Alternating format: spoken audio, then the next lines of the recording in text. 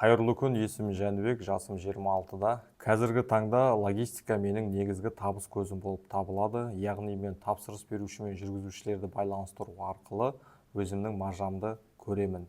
Логистикада менің негізгі тәжірибем 9 жыл.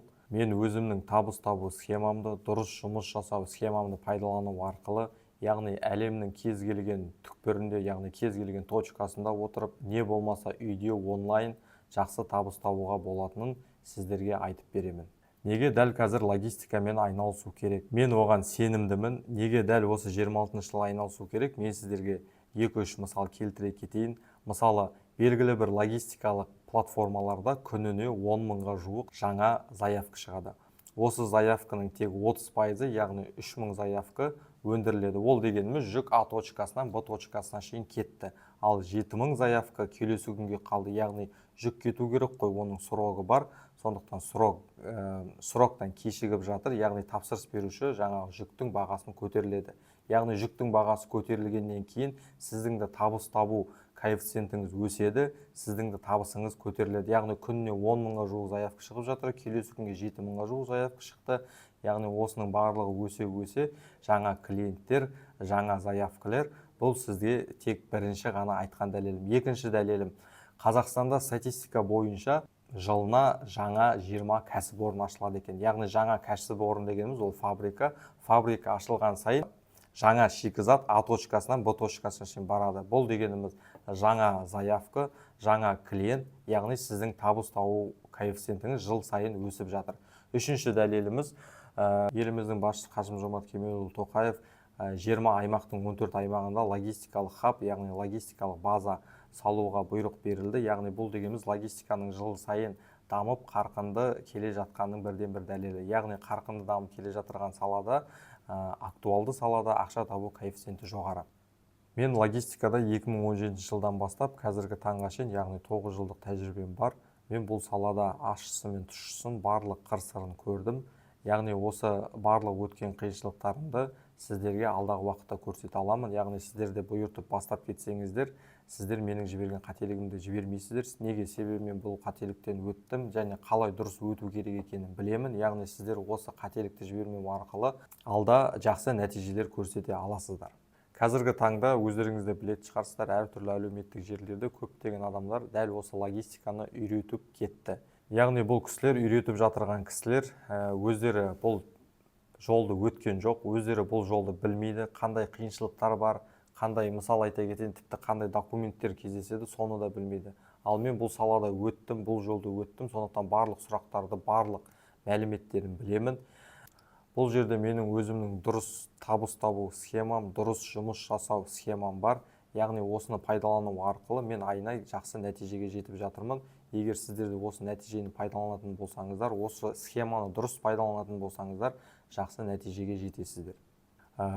Қазіргі таңда мен өзімнің жеке табысыма келетін болса, осы схемаларды, осы дұрыс жұмыс жасау принциптерін пайдалану арқылы айына 20-25 миллион оборот жасап жатырмын. Оның кем дегенде 20-30%, яғни 4-5 миллион теңгесі менің таза пайдам. Яғни бұның барлығы менің әрбір өткен қателігім, әрбір өткен қиыншылығым, осының барлығы алдағы уақытта сіздерге арнайы арналған оқу бағдарламасында болады. Неге дәл қазір логистикамен айналысу керек? Неге 2026 жылы логистикамен айналысу керек? Ең бірінші, бұл барлығымызға ұнайтын, яғни онлайн, ешқайда шықпай үйде табыс табуға болатын схема. Екі ғана нәрсені пайдаланып, яғни не болмаса ноутбук, не болмаса телефонды пайдалану арқылы әлемнің кез келген точкасында отырып жақсы табыс таба аласыздар. Менің екінші дәлелім, мысалы Қазақстанның ішкі направлениесін алайық. Қазақстан направлениесі бойынша белгілі бір логистикалық сайттарда күніне 10 мыңға жуық жаңа заявкалар шығады. Яғни осы жаңа заявканың тек 50%, яғни 5 мыңы ғана өндіріледі, яғни жүк А точкасынан Б точкасына кетеді, ал 50% Б точкасына кетпей қалады, яғни срок горит, келесі күні заказчиктің жаңа бағаны көтеру ықтималдылығы жоғары, яғни баға өскен сайын сіздің табысыңыз өседі. Сондықтан күн сайын 10 мыңға жуық заявка шығып жатыр. Бұл тек Қазақстан направлениесі бойынша Россия, Қазақстан бар, Қазақстан, Өзбекстан бар. Тек қана бір сайтты айтып жатырмыз, және осындай 3 сайт бар. Яғни күніне кем дегенде 30 мыңға жуық жаңа заявка шығады. осы заявка күніне 50 мың теңге тапсаңыз, яғни осы 30 мың заявканың біреуін ғана пайдалану арқылы сіз айына кем дегенде миллионнан жақсы жоғары табыс табасыз. Статистика бойынша Қазақстанда жылына жаңа 20 кәсіпорын ашылады екен. Яғни кәсіпорын дегеніміз не? Кәсіпорын дегеніміз бұл өндірілетін жаңа шикізат. Шикізат дегеніміз А точкасынан Б точкасына кетеді. Бұл дегеніміз жаңа клиент, жаңа заявкалар. Сіздер осы жаңа заявкалар жыл сайын өседі, осыларды отработать ету арқылы жақсы табысқа шықсаңыздар болады. Үшінші дәлелім, мемлекетіміздің басшысы Қасым-Жомарт Тоқаев келесі жылдан бастап Қазақстанның 20 аймағының 14 аймағында жаңа логистикалық хаб, яғни логистикалық автотұрақ салуға бұйрық берді. Бұл дегеніміз мемлекетіміздің өзі осы саланың қарқынды дамып келе жатқанның бірден бір дәлелі. Яғни логистика ешқашан өшпейді. Жүктер А точкасынан Б точкасына кету керек.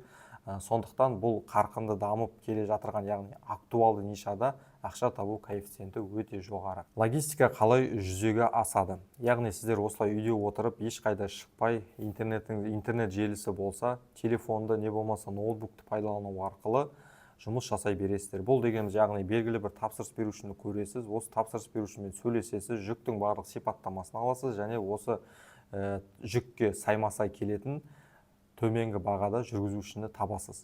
Осы тапсырыс берушімен жүргізушіні байланыстыру арқылы ортасындағы маржаны өзіңіз көресіз. Ешқандай қиыншылығы жоқ, былай қарап тұрсаңыз оңай, бірақ бұның барлығына тәжірибе керек, барлығын дұрыс білу керек. Сондықтан осының барлығы сіздерге арнайы арналған оқу бағдарламасында болады. Логистикамен қазір айына қанша табыс табуға болады? Сіздерге өзімнің бір кейсімді көрсете кетейін. Менің белгілі бір тапсырыс берушім, яғни ол есіктермен айналысады, Владимир қаласынан Петропавл қаласына көлік керектігін және оның жүгі бар екенін айтты.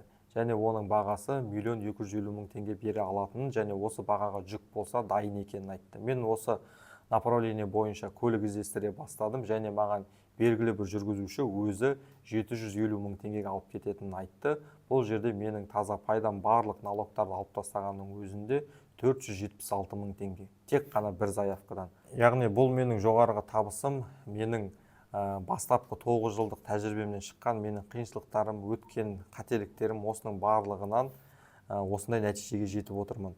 Ал егер сіздер осы 9 жылдық тәжірибені өтпей арқылы менің сіздерге специально арналған оқу бағдарламамда осының барлығы үйретіледі. Яғни осы оқу бағдарламасын көру арқылы сіздер де осындай нәтижеге жете аласыздар. Бұл дегеніміз, яғни барлығы оңай, тапсырыс берушіні көресіз, оған сай келетін жүргізушіні табасыз, екеуін байланыстырасыз, ортасындағы маржаңызды көресіз.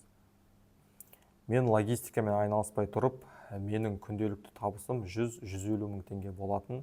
Яғни бұл жерде мен белгілі бір желіде повар болып жұмыс жасап жүрдім. Ал қазіргі таңға келетін болсақ, шүкір менің айлық оборотым 20-25 миллион, яғни оның 20-30% таза, кем дегенде 4-5 миллион теңге айына табыс табамын. Бұл курсты, бұл оқу бағдарламасын кез келген адам оқи алады.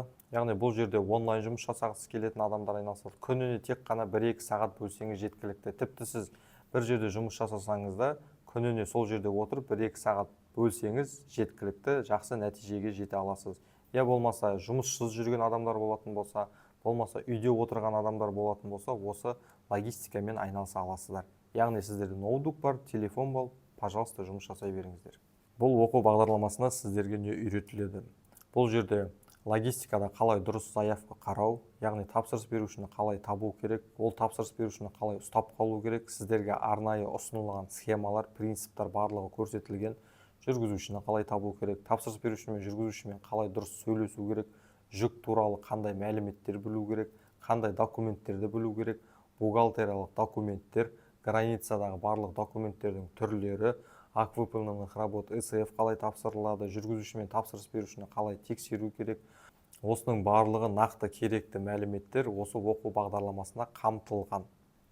Егер сізге осы оқу бағдарламасы қызықты болса, сізде осылай онлайн үйде отырып 26-шы жыл логистикамен айналысқыңыз келсе, менеджерға прайс деп жазыңыз. Мен сіздерге арнайы осы оқу бағдарламасын жасадым. Өзімнің тәжірибемнен шыққан нақты керекті мәліметтер сіздерге арнайы ұсыныс дайындадым. Менеджерға прайс деп жазсаңыздар болады. Сәттілік.